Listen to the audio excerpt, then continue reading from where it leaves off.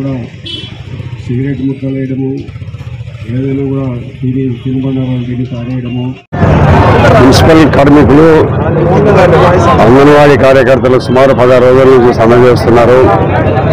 ఈ ప్రభుత్వం నిన్నటి దినము అంగన్వాడీ కార్యకర్తల్లో చర్చలు జరిపి సమ్మెను విరమించండి, తర్వాత సంక్రాంతి తర్వాత చేస్తామని వారితో చెప్పడం జరిగింది.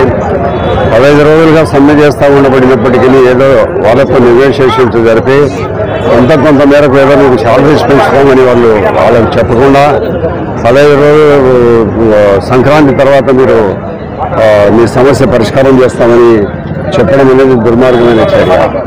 సమ్మె విరమిస్తే ఏముంది, వదిలేస్తారు, మళ్ళీ తర్వాత వాళ్ళని పట్టించుకునే పరిస్థితి లేదు.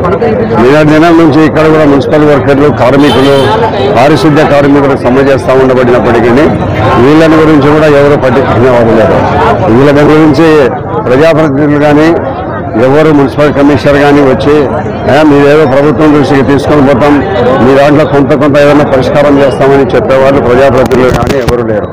వాళ్ళ నిరంతరం వాళ్ళ సంపాదనల కోసము, వాళ్ళ ఆదాయాల కోసమే తప్ప ఈ ప్రజలను, పారిశుద్ధ్య కార్మికులను కానీ, అంగన్వాడీ కార్యకర్తలను కానీ, ప్రజలను దాని గురించి ఎవరు పట్టించుకోవడం లేదు.